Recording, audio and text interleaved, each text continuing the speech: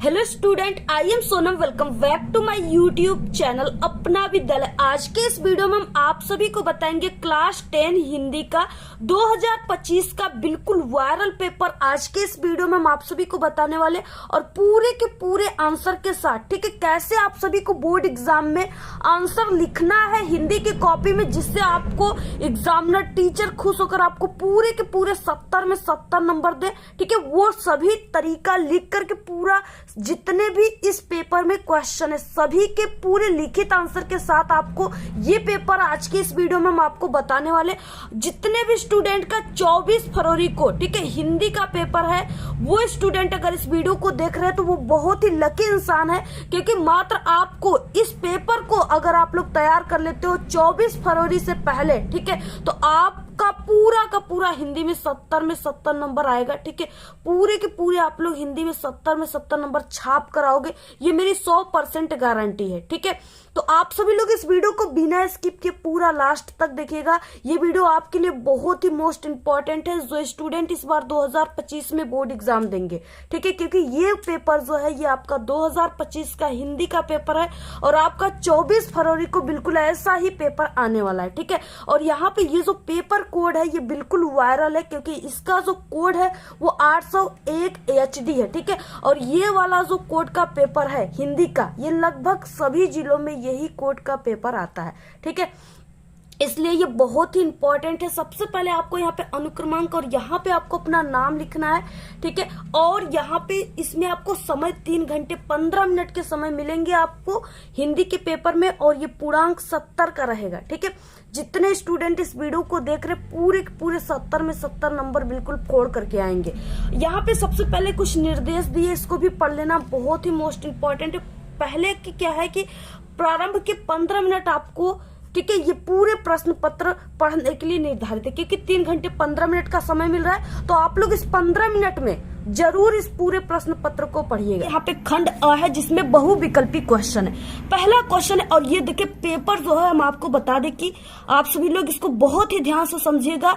यहाँ पे पूरे के पूरे क्वेश्चन इस पेपर में बिल्कुल very very very most important question है। ठीक है, जितने भी क्वेश्चन है आप सभी लोग जानते हो, जितने भी टॉपर स्टूडेंट है वो समझ गए होंगे पहले क्वेश्चन को ही देखकर कि ये पेपर कितना वायरल है। ठीक है, क्या भूलू क्या याद करूं किस विधा की रचना, पहला क्वेश्चन यही है। ठीक है, इसमें देखिए क्वेश्चन में पहले ही पूछ दिया कि विधा कौन सा है, यानी आप सभी को यहाँ पे पहचानना है कि विधा का मतलब कि जीवनी है, आत्मकथा है, नाटक है, संस्मरण है, उपन्यास है या कहानी है। ठीक है, या क्या है, इस तरीके से विधा का मतलब होता है। यानी आप सभी लोग इसमें देखिए सबसे ज्यादा जो मिस्टेक करके आते हैं हर साल स्टूडेंट ना, यही क्वेश्चन में वो मिस्टेक करके आते हैं, विधा वाले क्वेश्चन में। ठीक है, सबसे ज्यादा वो लोग कहते हैं कमेंट करके कि मेरा बस एक ही क्वेश्चन हिंदी में मिस्टेक हुआ, वो भी विधा वाला। जो इसलिए हम कहते हैं कि जब भी आप सभी लोग कोई भी रचना याद करो तो आप सभी लोग सबसे पहले, ठीक है, यानी वो रचना को याद कीजिए, उसके बाद उसके लेखक को, और वो किस विधा की रचना है, आत्मकथा है, नाटक है, उपन्यास है कि क्या है, इसको भी आपको तैयार करना है, क्योंकि 2 नंबर के क्वेश्चन हिंदी में आपके सिर्फ इसी से आते हैं। तो यहाँ पे क्या है, क्या भूलू क्या याद करूं किस विधा की रचना है, तो ये आत्मकथा विधा की रचना है। ठीक है, ऑप्शन नंबर बी राइट है, और ये जो है ये हरिवंश राय बच्चन जी का है। आप लोग इसको भी तैयार कर लीजिए, जो कि अमिताभ बच्चन के पिताजी थे। ठीक है, नेक्स्ट है यहाँ पे दूसरा क्वेश्चन, अनंत आकाश के लेखक हैं कौन है, जयप्रकाश भारती है, धर्मवीर भारती है, या राम कुमार वर्मा है, ठीक है, या राघव है। तो कौन है अनंत आकाश के, कौन रचनाकार है, जयप्रकाश भारती है। ऑप्शन नंबर यहाँ पे ए राइट है। इसके बाद नेक्स्ट क्वेश्चन है, बाण भट्ट की आत्मकथा किस विधा की रचना है। ठीक है, देखिए यहाँ पे फिर से विधा पूछ रखा है। हमने आप सभी को बताया कि विधा वाले क्वेश्चन आपके पेपर में 2-3 क्वेश्चन जरूर रहेंगे। ठीक है, तो यहाँ पे देखिए नाटक है, उपन्यास है, जीवनी है या आत्मकथा। आपको तो ये लगता होगा कि बाण भट्ट की आत्मकथा यहाँ पे दिया हुआ है, इसका मतलब कि ये आत्मकथा ही है। ठीक है, लेकिन आप लोग ऐसे मिस्टेक बिल्कुल भी मत कीजिएगा, ये जो है ये उपन्यास है। ठीक है, ऑप्शन नंबर यहाँ पे बी राइट है। नेक्स्ट चौथा क्वेश्चन, निम्नलिखित में से संस्मरण लेखक है, यानी इसमें से कौन संस्मरण की लेखक हैं। तो यहाँ पे महादेवी वर्मा है, या जयशंकर प्रसाद है, या डॉक्टर नागेंद्र है, या प्रताप नारायण मिश्र है। ठीक है, तो महादेवी वर्मा जो है ये कवित्री है संस्मरण की। ठीक है, तो यहाँ पे ऑप्शन नंबर यहाँ पे ए राइट है। इनका रेखा चित्र ये सब क्या है, इनका संस्मरण। इसके बाद नेक्स्ट 5वां क्वेश्चन, उपन्यास सम्राट माने जाते हैं श्याम सुंदर दास, ठीक है, मुंशी प्रेमचंद्र या जय शंकर प्रसाद या महादेवी वर्मा। तो उपन्यास सम्राट जो है वो मुंशी प्रेमचंद्र को माना जाता है। इनकी प्रमुख जो उपन्यास है वो गोदान है। ठीक है, आप लोग इसको तैयार कर लीजिए। नेक्स्ट है यहाँ पे 6वां क्वेश्चन, रीति मुक्त कवि हैं। रीति मुक्त कवि कौन है? देव है, मोतीराम है, आलम है या कबीरदास है। ठीक है, रीति मुक्त जो कवि है वो आलम है, ऑप्शन सी राइट है।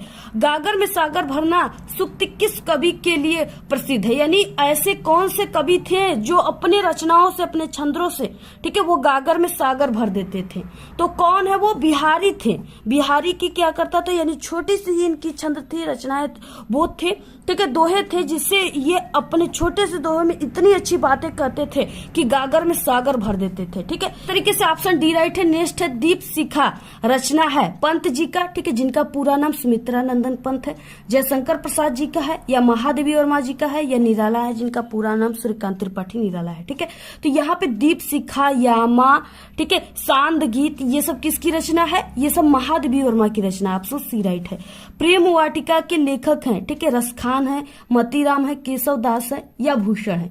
तो प्रेम वाटिका के जो लेखक हैं वो रसखान जी है, ऑप्शन यहाँ पे ए राइट है। इसके बाद नेक्स्ट क्वेश्चन है 10 ग्राम्या के रचयिता हैं। कौन है? रामनरेश त्रिपाठी, सुमित्रा नंदन पंत, नरेंद्र शर्मा या अज्ञे जी, जिनका पूरा नाम सच्चिदानंद हीरानंद वात्स्यायन अज्ञे जी है। ठीक है, तो यहाँ पे ग्राम्या के रचयिता जो है वो सुमित्रा नंदन पंत है, ऑप्शन यहाँ पे बी राइट है।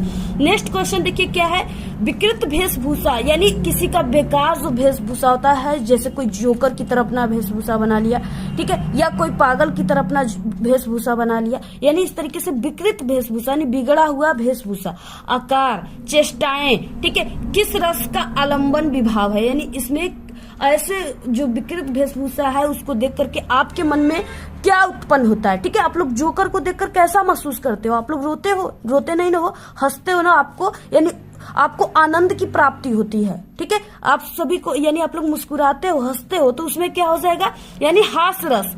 किसी भी, यानी हम लोग देखते हैं किसी पागल को देखते हैं तो वो उसको देख करके, किसी जोकर को देखते हैं तो उसके जो वेशभूषा है वो विकृत होती है, यानी जो है बिगड़ी रहती है। ठीक है, तो उसको देख करके हंसना आता है, यानी हास्य रस वहां पे होता है। ऑप्शन नंबर यहाँ पे बी राइट है। नेक्स्ट है 12 क्वेश्चन, लिखकर लोहित लेख डूब गया दिन मणि आहा, व्योम सिंधु सखी देख तारक, ठीक है, बुध बुध दे रहा। इन पंक्ति में छंद है, यानी इन पंक्ति में कौन सा छंद है? ठीक है, तो आप सभी को देखिए क्लास 10th में हो तो आपको क्या क्या पढ़ना है, यानी रोला छंद और आपको सोरठा छंद पढ़ना है, सिर्फ इतना ही पढ़ना है, 2 छंद। ठीक है, तो इसमें से कौन सा छंद है? ऑप्शन नंबर बी राइट है, सोरठा। तो यहाँ पे देखिए नेक्स्ट है कि भज मन चरण कमल अविनाशी, उपयुक्त पंक्ति में अलंकार है। अब यहाँ पे देखिए चरण यानी कमल रूपी चरण, यहाँ पे क्या है कि भेद रहित आरोप है। ठीक है, ऑप्शन नंबर यहाँ पे बी राइट है, रूपक अलंकार। रूपक, जहाँ उपमेय में उपमान का भेद रहित आरोप हो वहां पे रूपक अलंकार होता है। नेक्स्ट है देखिए क्वेश्चन 14, और देखिए जो भी क्वेश्चन हम आप सभी को बता रहे आपको 100% बिल्कुल समझा कर बताएंगे। ऐसी आप सभी को वीडियो कहीं पर भी पूरे यूट्यूब पर नहीं मिलेगी, नहीं आपको ऐसा कोई समझाने वाला है। ठीक है, जो भी हम आपको समझाएंगे 100% आपको बिल्कुल समझा कर बताएंगे, आपको कैसे लिखना है हिंदी के पेपर में। ठीक है, कैसे आपको समझ जाना है पूरे पेपर को, जहां आपका एक भी मिस्टेक नहीं हो पाएगा हिंदी में।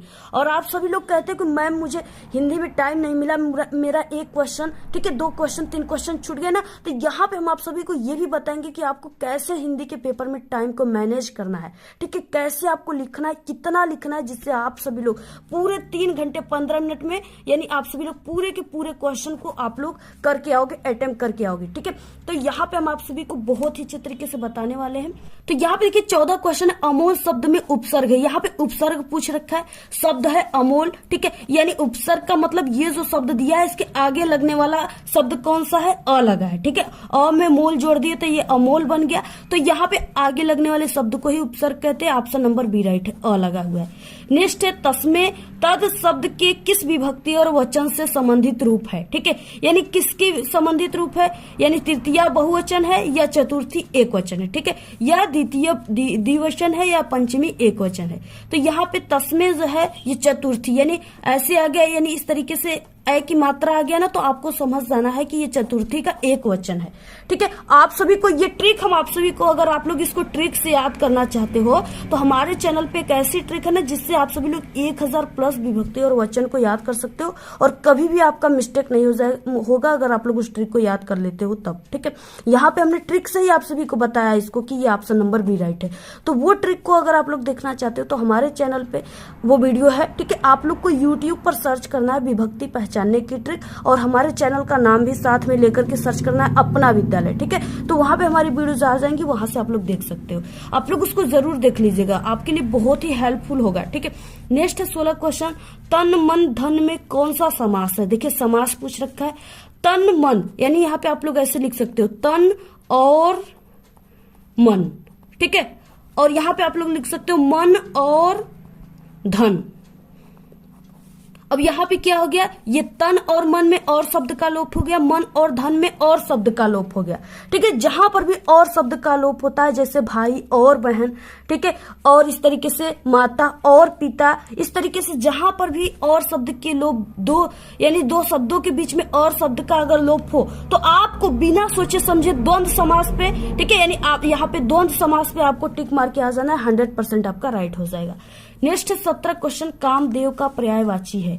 ठीक है, कामदेव का पर्यायवाची क्या होता है, तो यहाँ पे अनंग काम होता है या मनोज होता है या ये सभी होते हैं। ठीक है, तो यहाँ पे ये अनंग भी होता है, काम भी होता है, मनोज भी होता है, ये सभी ऑप्शन नंबर डी राइट है।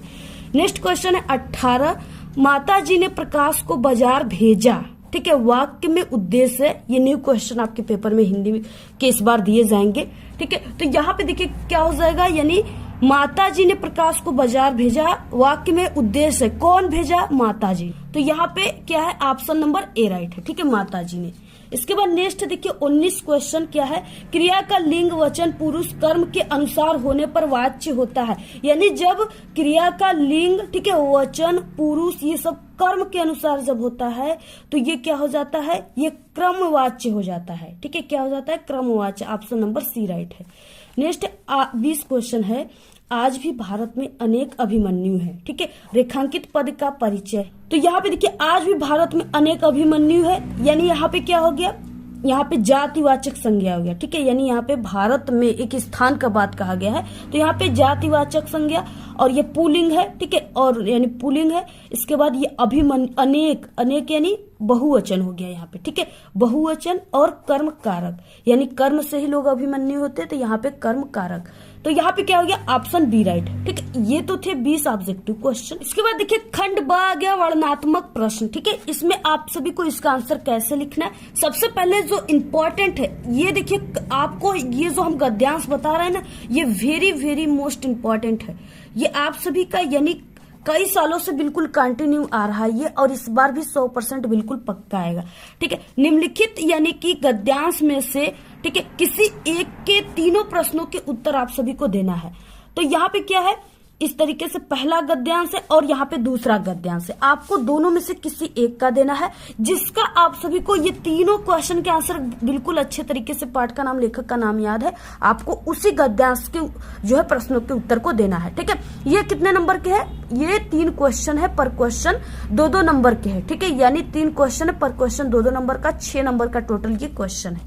तो इस तरीके से आप सभी को दोनों में से किसी एक को करना है। सबसे पहला है यहाँ पे देखिए जो दिया, बहुत ही इंपॉर्टेंट है ये, कि जहां बेरहमी है वहीं दया का भी समुद्र उमड़ पड़ा है। ठीक है, जहां पाप है वहीं क्षमा का सोता फूट पड़ा है। राजा और कंगले, विलासी और भिक्षु, नर और नारी, मनुष्य और पशु, सभी कलाकार के हाथों जो है सिरजते चले गए हैं। हैवान की हैवानी को इंसान की इंसानियत से कैसे जीता जा सकता है।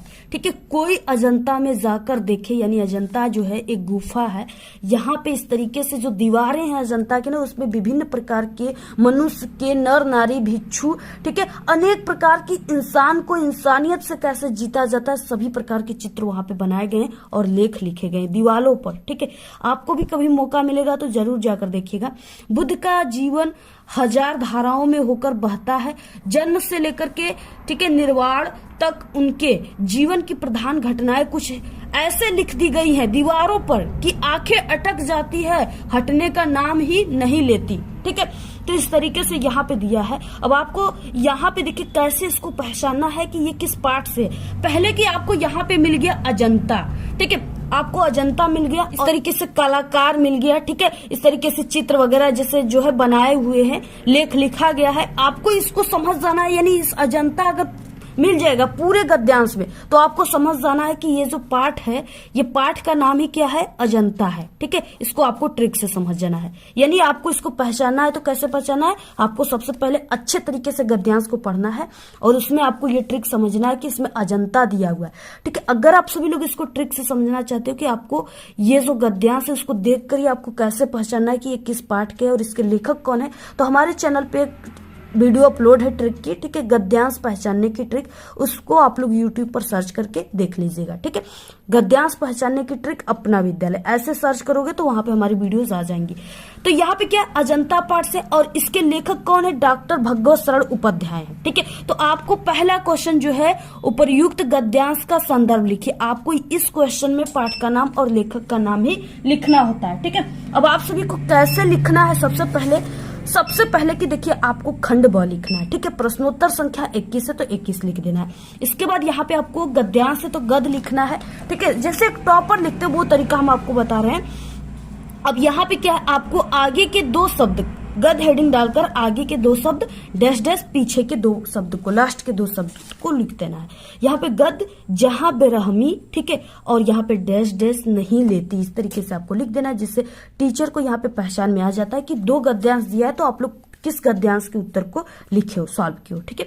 इसके बाद देखिए यहाँ पे संदर्भ है, क्वेश्चन में क्या है, संदर्भ लिखने के लिए अब आप सभी को यहाँ पे क्या करना है, संदर्भ लिखना है, ठीक है। आपको इसके नीचे ऐसे अंडरलाइन कर देना है। तो यहाँ पे संदर्भ आपको हेडिंग डालना है पहले क्वेश्चन में। अब लिखना कैसे है, प्रस्तुत गद्यांश, ठीक है, गद्यांश है तो हमारी पाठ्य पुस्तक हिंदी के गद्य खंड में संकलित अजंता, आपको जो पाठ का नाम है उसको ब्लैक पेन से और ऐसे कामा के अंदर आप सभी को लिखना है, ठीक है। अजंता नामक पाठ से लिया गया है। इस पाठ के लेखक जो है वो डॉक्टर भगवत शरण उपाध्याय है, ऐसे आपको लिखना है, ठीक है। अगर इस तरीके से लिखते हो तो पूरे के पूरे 2 नंबर मिलेंगे। सिर्फ इतना ही लिखना है, ज्यादा बढ़ा चढ़ा कर नहीं लिखना है, सिर्फ इतना, ठीक है। इसके बाद देखिए क्वेश्चन है, रेखांकित अंश की व्याख्या कीजिए। इसमें आपको रेखांकित अंश की व्याख्या करना है। इसमें रेखांकित अंश की व्याख्या का मतलब क्या होता है, आपको सिर्फ उसी शब्दों का, उसी लाइन की व्याख्या करना है जिसके नीचे ये ब्लैक वाली लाइन है, ठीक है, यानी ये अंडरलाइन दिया हुआ है। आपको सिर्फ यानी राजा से लेकर के जाकर देखे यहाँ तक सिर्फ आपको व्याख्या करना है, बाकी आपको किसी भी शब्दों की व्याख्या नहीं करनी, सिर्फ इतने का।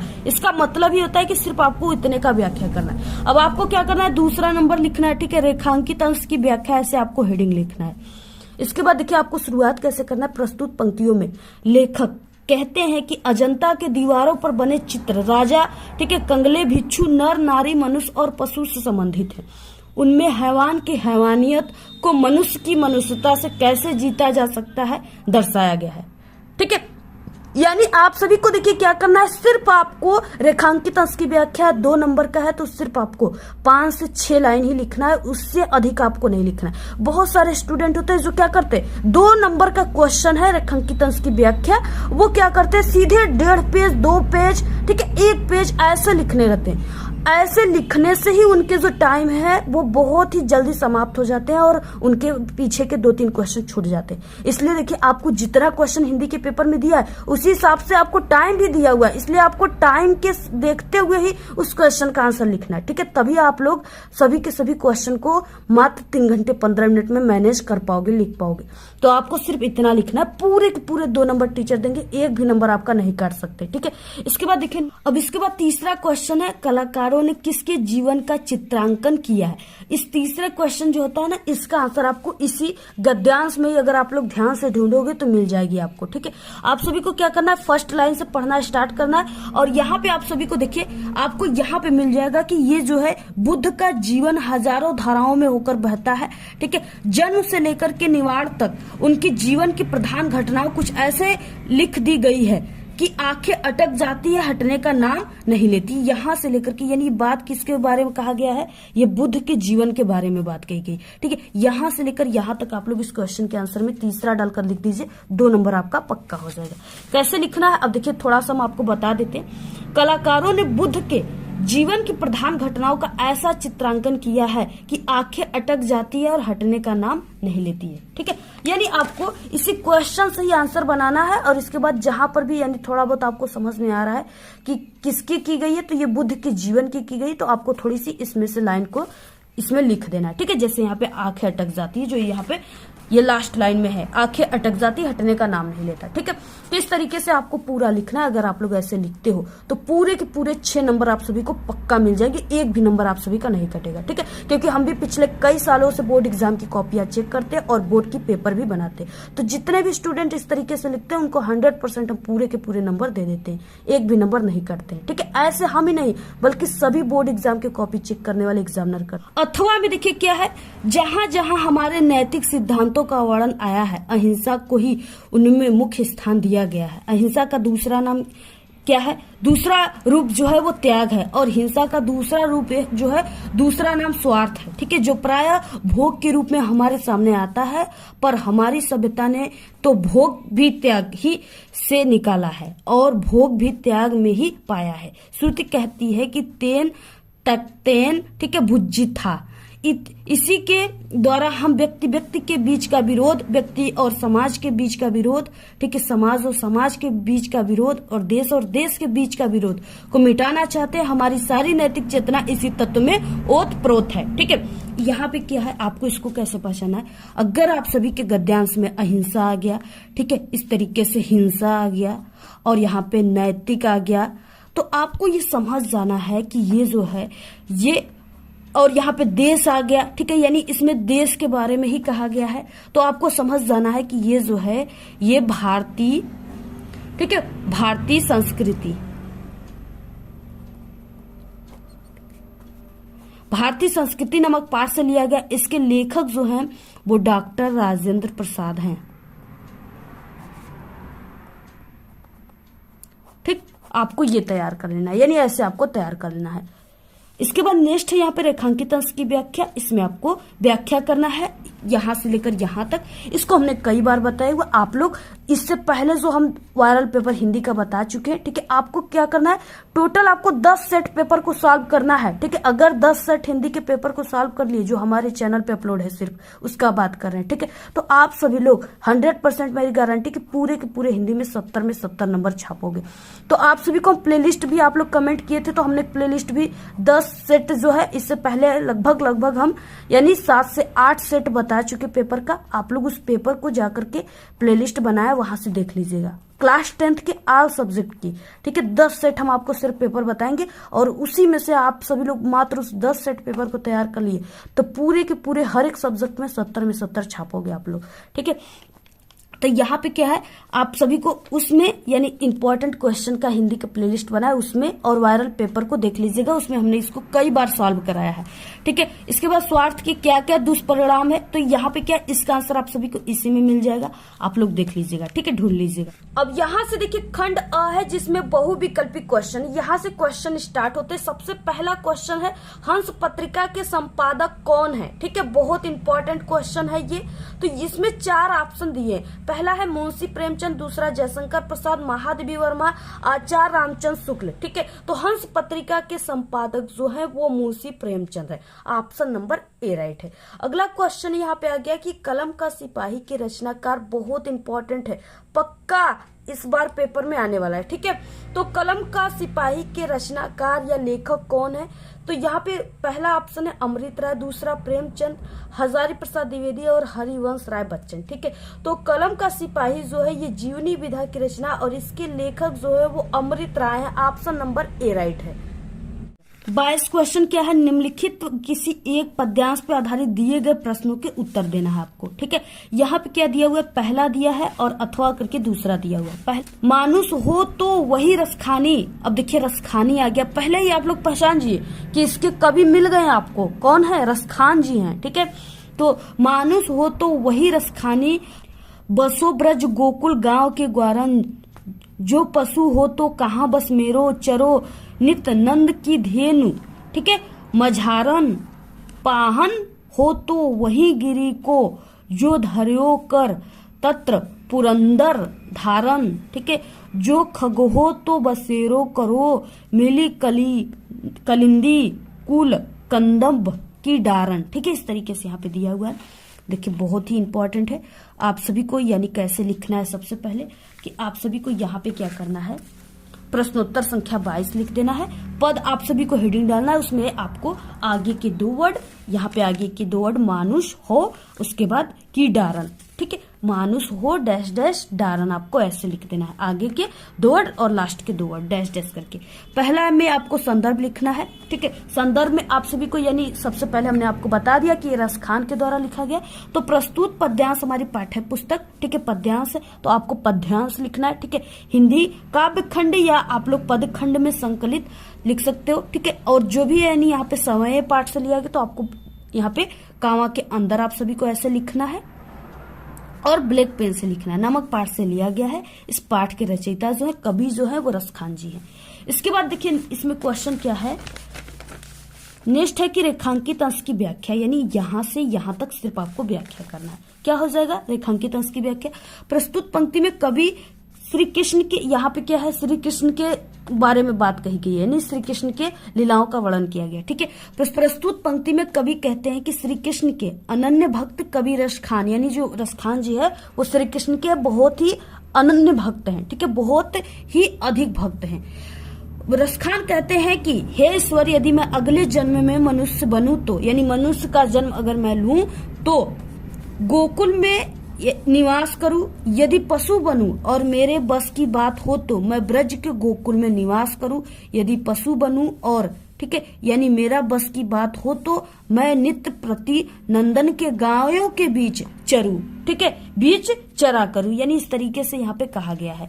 ऐसे ही आप सभी को लिखना है पूरा। और इसके बाद इसमें क्वेश्चन क्या है, क्वेश्चन है कि कालिंदी कुल कदम्ब की डारण पंक्ति में कौन सा अलंकार है। अब देखिए यहाँ पे क्या है, इसमें क की आवृत्ति हुई है, इसमें क की हुई है, इसमें भी क की, यानी इस जहां पर भी कोई एक शब्द का बार बार आवृत्ति हो वहां पे अनुप्रास अलंकार होता है, ठीक है। अनुप्रास अलंकार आप लोग इसको ट्रिक से समझिए, ठीक है, रटिए मत। आप लोग रटोगे, आज रटे कल भूल जाओगे, इसलिए जो हम आपको बताते हैं वो 100% आपको समझ में आएगा, क्योंकि इतने अच्छे तरीके से हम बताते हैं आपको, ठीक है। तो यहाँ पे देखिए क की बार बार आवृत्ति हुई है, यानी इस शब्द में भी क की है, इसमें भी, इसमें 3 बार क आया हुआ है, यानी इसमें अनुप्रास अलंकार है, ठीक है। इसके बाद अथवा में है यहाँ पे फूल गिरते सूल सिर ऊंचा लिए, ठीक है, रसों के अभिमान को नीरस किए हैं, खून हो जाए न तेरा देख पानी, मरण का त्योहार जीवन की जवानी, ठीक है। इस तरीके से यहाँ पे दिया हुआ है। अब यहाँ पे देखिए, यहाँ पे ये जो है ये माखन लाल चतुर्वेदी के द्वारा लिखा गया, ठीक है, ये यानी जो है जवानी शीर्षक से लिया गया है। यहाँ पे यानी शीर्षक का नाम ही है जवानी, ठीक है। और ये जो है यानी माखन लाल चतुर्वेदी जो है वो नव युवक, जो युवा अवस्था में जो है नव युवक, ठीक है, उनके बारे में बात कही गई है, यानी उनके अंदर उत्साह की भावनाओं को भरा जा रहा है। तो इस तरीके से आपको इसका पहला कि आपको संदर्भ में वही लिख देना माखनलाल चतुर्वेदी, ठीक है, शीर्षक जो है जवानी। इसके बाद रेखांकित अंश की व्याख्या में आपको यहाँ से यहाँ तक व्याख्या करना है सिर्फ, ठीक है। प्रस्तुत पंक्ति में कौन सा रस है, तो यहाँ पे नवयुवकों में हमने आपको बताया कि उत्साह की बात कही गई है, तो यहाँ पे क्या हो गया, वीर रस हो गया, ठीक है। कौन सा रस, जहां पे उत्साह की बात कही गई हो, युद्ध करने की बात कही गई हो, ठीक है, तो वहां पे वीर रस। इसके बाद नेक्स्ट 23 क्वेश्चन, ठीक है, दिए गए संस्कृत गद्यांशों में से किसी एक का आपको संदर्भ सहित क्या करना है, हिंदी अनुवाद करना है। 2 नंबर आपको संदर्भ पे, 3 नंबर अनुवाद पे, टोटल 5 नंबर का ये क्वेश्चन है। तो आंसर बता देते हैं आपको कैसे लिखना है। प्रश्नोत्तर संख्या 23 संस्कृत, ठीक है, यहाँ पे संस्कृत गद्य लिखना है आपको। ऐसा नगरी यानी आगे के 2 वर्ड डैश डैश पीछे के 2 वर्ड कारिता। संदर्भ हो जाएगा प्रस्तुत गद्यांश हमारी पाठ्य पुस्तक हिंदी संस्कृत खंड में संकलित वाराणसी नमक पाठ से लिया गया, यानी आपको संस्कृत में ऐसे संदर्भ लिखना है। हिंदी अनुवाद क्या हो जाएगा, ठीक है, यानी ऐसा नगरी, ऐसा का मतलब यह नगरी, ठीक है, ऐसा नगरी भारतीय संस्कृति संस्कृत भाषा केंद्र स्थलम अस्ति, यानी यह नगरी भारतीय संस्कृति का संस्कृत भाषा का केंद्र स्थल है, ठीक है। यही से संस्कृत साहित्य और संस्कृत का प्रकाश सब जगह फैला था। मुगल युवराज दारा शिकोह ने यहाँ आकर, यानी वाराणसी में, ठीक है, आकर भारतीय दर्शन शास्त्रों का अध्ययन किया, वह उनके ज्ञान से ऐसा प्रभावित हुआ कि उसने उपनिषद जो थे उपनिषदों का अनुवाद फारसी भाषा में कराया। ठीक है, यानी इस तरीके से आपको पूरा लिखना है। स्क्रीनशॉट ले लीजिए आप लोग, ऐसे ही आप लोग लिखिएगा। पूरे 5 नंबर आपको एग्जामिनर छाप देंगे। ठीक है, पूरे छाप कराओगे। उसके बाद देखिए नेक्स्ट है 24 क्वेश्चन। निम्नलिखित में से किसी एक पद्यांश का संदर्भ सहित हिंदी अनुवाद करना है। ठीक है, यानी आप सभी को क्या करना है, संदर्भ पे 2 नंबर आपको संदर्भ लिखना है और इसके बाद यहाँ पे आपको हिंदी अनुवाद पे 3 नंबर, टोटल 5 नंबर का है। दिया है क्वेश्चन यहाँ पे बहुत ही इंपॉर्टेंट है। सर्वे भवन्तु सुखिनः सर्वे सन्तु निरामया सर्वे भद्राणि पश्यन्तु मा कश्चित् दुःखभाग्। ठीक है, दूसरा है अथवा यहाँ पे हतो वा प्राप्स्यसि स्वर्ग जित्वा वा मोक्षस्य महिम। ठीक है, निराशी निर्ममो भूत्वा बुधस्व विगत ज्वारा, यानी इस तरीके से दिया हुआ है। आपको दोनों में से किसी एक को ही लिखना है। कैसे लिखना है, आपको सबसे पहले प्रश्नोत्तर संख्या 24 संस्कृत पद या संस्कृत श्लोक सर्वे भवन्तु डैश डैश भवेत्। ठीक है, पहले वाला का हम बता रहे हैं। संदर्भ में हो जाएगा प्रस्तुत श्लोक हमारी पाठ्य पुस्तक हिंदी के संस्कृत खंड के अंतर्गत भारतीय संस्कृति नामक पाठ से लिया गया। ठीक है, इसमें सिर्फ आपको पाठ का नाम लिखना होता है।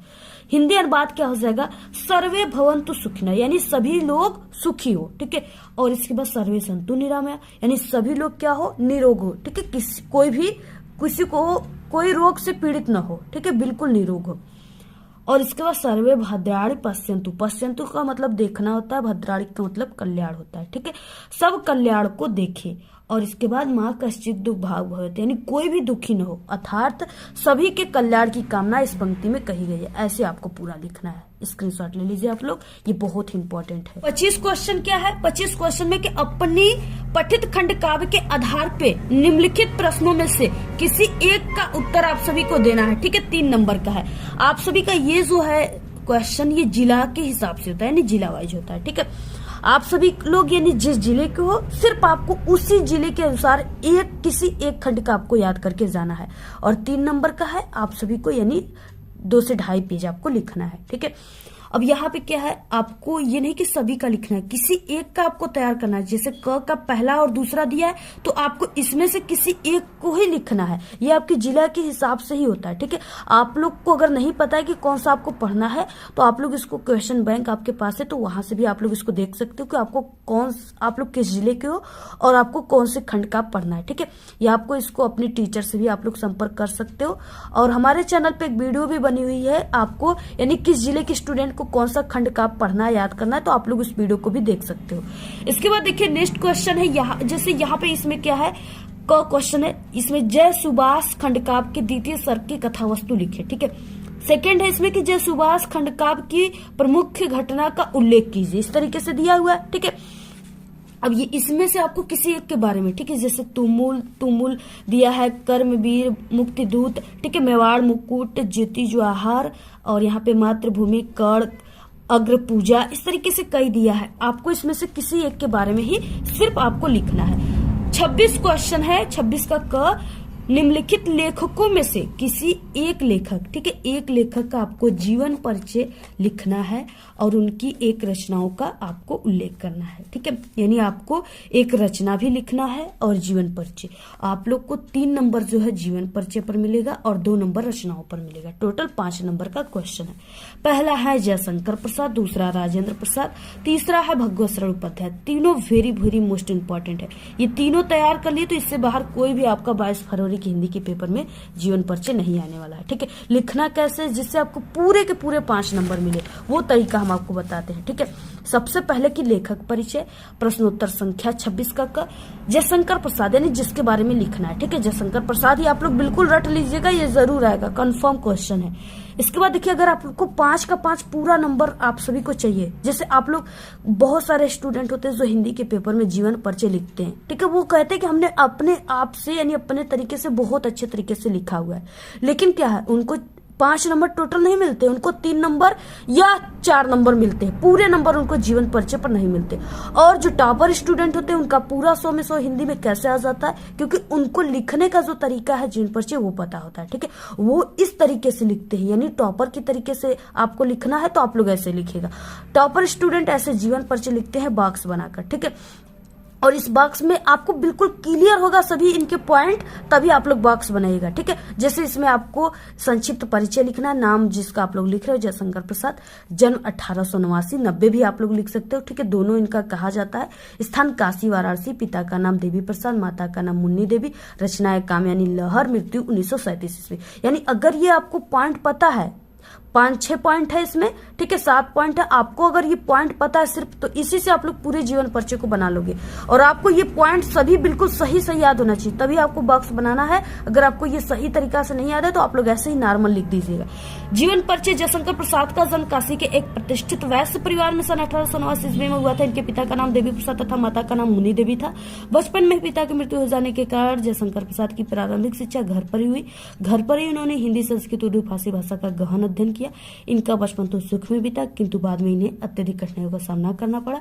इनका जीवन बड़ा ही संघर्षशील था। अल्प अवस्था में ही क्षय रोग से ग्रस्त होकर के सन 1937 ईस्वी में ये स्वर्ग सिधार गए। ऐसे आपको लिखना है। ये तो था जीवन परिचय, जिसपे आपको 3 नंबर मिलेगा। अब आपको लिखना है रचनाएं। रचनाएं कैसे लिखना है? जयशंकर प्रसाद का प्रमुख रचना हेडिंग डालना। ठीक है, महाकाव्य, कामयानी, नाटक, अजातशत्रु, राजश्री, चंद्रगुप्त, स्कंदगुप्त, ठीक है, इस तरीके से है। और यहाँ पे उपन्यास, कंकाल, तितली, इरावती, अपूर्ण, ऐसे आपको पूरा ऐसे उल्लेख करना है रचनाओं का। ठीक है, अगर ऐसे लिखे तो 2 नंबर आपको पूरा यहाँ पे मिल जाएगा।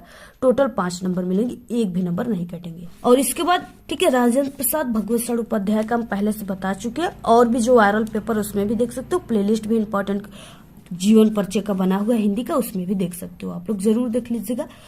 26 का ख है कि निम्नलिखित कवियों में से किसी एक कवि का जीवन परिचय दीजिए तथा उनकी किसी एक रचना का नाम लिखिए। ठीक है, यहाँ पे है तुलसीदास, महादेवी वर्मा, सुमित्रा नंदन पंत, ठीक है, सुभद्रा कुमारी चौहान। यानी आपको सिर्फ 3 ही आ जाएगा, कभी कभी 3 और कभी कभी 4 भी आ जाता है। तो इस तरीके से यहाँ पे ठीक है, आपको तीनों में से आपको महादेवी वर्मा, सुमित्रा नंदन पंत और तुलसीदास सबसे इंपॉर्टेंट है, इसको तैयार कर लीजिएगा आप लोग।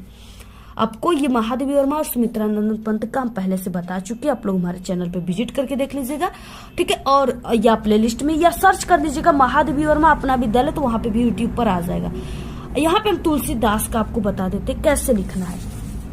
प्रश्नोत्तर संख्या 26 का ख, गोस्वामी तुलसीदास। ठीक है, ये तरीका, एक ये भी तरीका है जिसमें आपको जो भी इंपॉर्टेंट चीज है उसे सिर्फ ब्लैक पेन से लिख देना है। ठीक है, अगर आप लोग बॉक्स नहीं बनाना चाहते हो, आपको क्लियर नहीं पता है जन्म स्थान, ठीक है, पिता माता का नाम, तो आपको ऐसे लिखना है। जीवन परिचय, भक्ति काल के सर्वश्रेष्ठ कवि तुलसीदास जी का जन्म। ठीक है, सन, यानी अगर सन में लिख रहे हो तो आपको सन में जन्म और मृत्यु दोनों लिखना है। ठीक है, तो सन में हम लिख रहे हैं, अगर संवत में लिख रहे हो तो दोनों आपको संवत में लिखना है। तो यहाँ पे हम सन में लिख रहे हैं। सन 1532 ईस्वी के बाधा जिले के राजापुर नामक गांव में हुआ था। इनके पिता का नाम आत्माराम दुबे तथा माता का नाम हुलसी था। इनका बचपन का नाम राम बोला था, क्योंकि जब इनका जन्म हुआ था ना तुलसीदास का, तभी जन्म लेते ही ये राम का नाम बोल दिए थे, इस ले लिए थे। ठीक है, जिससे इनको तुलाराम या राम बोला कहा जाता है। ये स्वरूप प्राय ब्राह्मण थे। इनके माता पिता इन्हें बचपन में ही त्याग दिए थे। ये इनका जब जन्म हुआ था ना, तो इनके मुख में दांत पाए गए थे। अब बताइए, कोई जब भी बच्चा कोई जन्म लेता है तो उसके मुख में दांत होते हैं? नहीं ना होते। तो इनके मुख में दांत थे, इसलिए इनके माता पिता इन्हें राक्षस समझ के क्या किए थे, इनको त्याग दिए थे। ठीक है, किसी नदी नाले के किनारे फेंक दिए थे। तो इस तरीके से ठीक है त्याग दिए थे। तब क्या हुआ, स्वामी नरहरिदास ने इनका पालन पोषण किया। तब इनको जो है स्वामी नरहरिदास जो है, जो कि तुलसीदास जी के गुरु हैं, वो इनको ले गए और इनका पालन पोषण किए, इनको बड़े किए, और इनका विवाह भी रत्नावली के साथ हो गया। ठीक है, ये अपनी पत्नी के प्रेम में बहुत अनुरक्त रहते थे, यानी पत्नी से बहुत ज्यादा प्रेम करते थे। लेकिन पत्नी के डांट के कारण इनके मन में क्या हो गया, वैराग्य उत्पन्न हो गया और ये काशी चले गए। इनका जीवन काशी, अयोध्या और चित्रकूट में अधिक बीता है। इनकी मृत्यु जो है 1623 ईस्वी काशी के 80 घाट पर हो गई। ठीक है, इस तरीके से आप लोग स्क्रीनशॉट ले लीजिए। ठीक है, ये आपका जीवन परिचय हो गया तुलसीदास का। और इसके बाद रचनाएं क्या हो जाएंगी, महत्वपूर्ण रचनाएं में रामचरितमानस, विनय पत्रिका, गीतावली इत्यादि। ठीक है, इस तरीके से पूरा 27 क्वेश्चन है। अपनी पाठ्य पुस्तक से कंठस्थ किया हुआ कोई आपको श्लोक लिखना है जो इस प्रश्न पत्र में न आया है। आप लोग वो श्लोक लिख सकते हो, जैसे बंधन मरण वापी जो वापी पराजयो भक्त समो वीरभाव ही वीरता। ठीक है, और अब्दो दुर्गामी च साक्षर च पंडिता, ये 2 श्लोक याद कर लीजिए। आप लोग किसी एक को लिख लीजिएगा, 2 नंबर का है। 28 क्वेश्चन क्या आ गया, पत्र लेखन आ गया। ठीक है, यानी अब आपके पेपर में हिंदी में पत्र लेखन आ रहा है।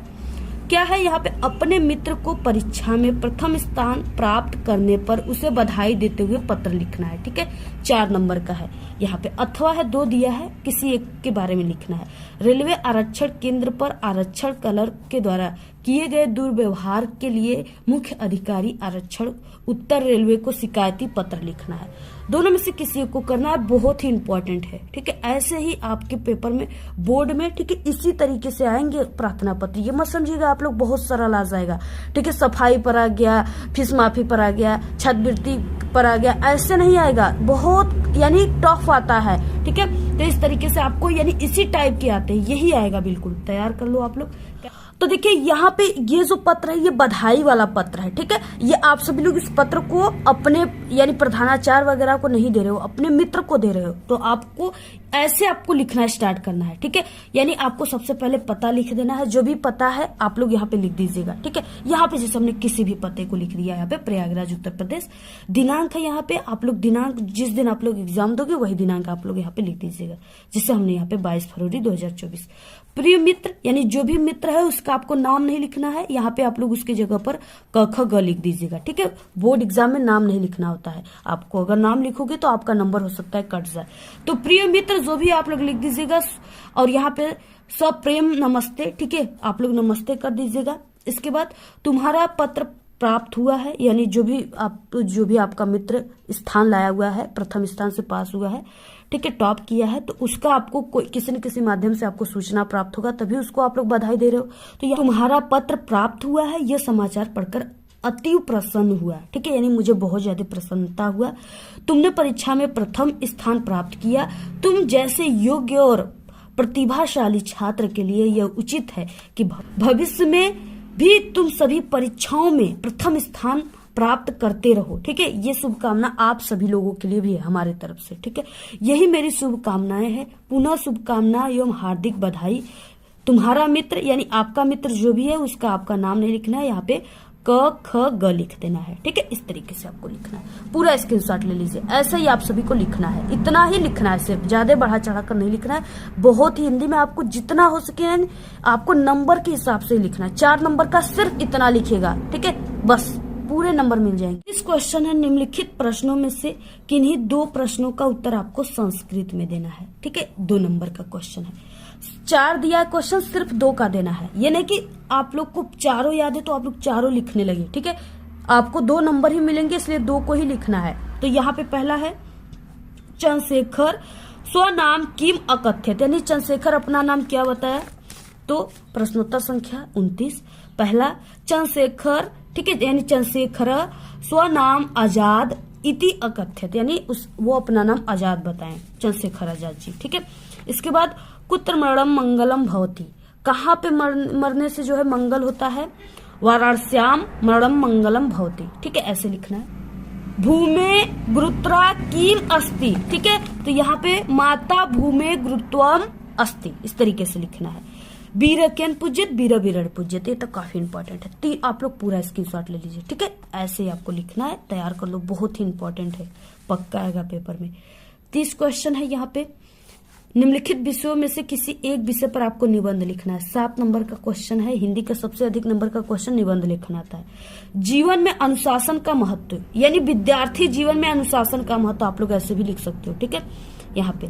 इसके बाद वृक्षारोपण, प्रदूषण की समस्या और समाधान, इसको हमने कई बार बताया, आप लोग सर्च कर लीजिएगा यूट्यूब पर, प्रदूषण पे निबंध। ठीक है, पर्यावरण प्रदूषण पे निबंध अपना विद्यालय, वहां पे हमारी वीडियोस आ जाएंगी। ये वेरी इंपॉर्टेंट है, इसको हमने कई बार बताया हुआ है। ठीक है, और बाकी यहाँ पे राष्ट्र प्रेम की भावना। अब यहाँ पे हम आपको यहाँ पे जीवन में अनुशासन की महत्व को हम बता देते हैं। ठीक है, तो यहाँ पे देखिए सबसे पहले प्रस्तावना हो जाएगा। सभी के जीवन में अनुशासन का बहुत ही महत्व रहता है। ठीक है, अनुशासन का पालन किए बिना हम कभी भी एक सफल व्यक्ति नहीं बन सकते। और जब बात आती है विद्यार्थी जीवन की, तो अनुशासन का महत्व और भी कई गुना बढ़ जाता है। ठीक है, अनुशासन का अर्थ क्या है? अनुशासन शब्द के अर्थ का अनुमान हम इसे लिखे जाने के तरीके से ही लगा सकते हैं। ठीक है, यह शब्द 2 शब्दों से मिलकर बना है अनु प्लस शासन, यानी अनु का अर्थ होता है पालन और शासन का अर्थ होता है नियम। ठीक है, जिसका अर्थ होता है नियमों का पालन करना ही अनुशासन कहलाता है।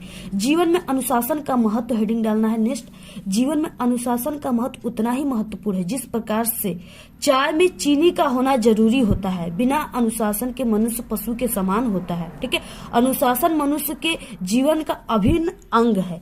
अब देखिए, अनुशासन के बिना विद्यार्थी जीवन, अनुशासन के बिना विद्यार्थी जीवन की कल्पना करना काफी कठिन है। विद्यालय जाने का महत्वपूर्ण कारण यही होता है कि एक बच्चे के अंदर अनुशासन का पालन करने की इच्छा उत्पन्न की जाए। ठीक है, अनुशासन में रहे विद्यार्थी की जो अच्छा प्रदर्शन कर पाते, यानी अनुशासन में जो विद्यार्थी है वही अच्छा प्रदर्शन कर पाते। ऐसे विद्यार्थी हर शिक्षक के नजर में रहते हैं और हर वक्त प्रशंसा पाते हैं। ठीक है, निष्कर्ष क्या है, यानी उपसंहार लास्ट में आपको लिखना है। विद्यार्थी जीवन में अनुशासन के महत्व को नकारा नहीं जा सकता। सभी अध्यापकों को अपने शिष्य को अनुशासन का महत्व जरूर सिखाना चाहिए। ठीक है, जरूर सिखाना चाहिए, क्योंकि अगर एक बार किसी विद्यार्थी को अनुशासन में रहने की कला आ जाती है तो उसका जीवन आसान हो जाता है और वह किसी भी प्रकार के कार्य को सफलतापूर्वक कर लेता है। इस तरीके से आपको लिखना है। इसको आपको अपने शब्दों में कुछ बढ़ा चढ़ाकर भी लिखना है। ठीक है, अगर आप लोग इसको कॉपी में लिखोगे तो ये काफी, यानी 4 पेज में लगभग पहुंच जाएगा। तो आपको 4 से 5 पेज में लिखना है, ऐसे पूरे के पूरे आपको नंबर मिलेंगे। बाकी के निबंध आप सभी को, ठीक है, हमारे जो चैनल है उसके जो और हिंदी के पेपर हमने बताया उसमें आप सभी लोग देख लीजिए। आज के इस वीडियो में सिर्फ इतना ही। आपको ये वीडियो कैसा लगा? अगर वीडियो पसंद आए तो एक बड़ा सा लाइक कर दे, चैनल पे नहीं तो सब्सक्राइब करके बेल आइकन को जरूर प्रेस कर दे। Thanks, all the very best, bye bye.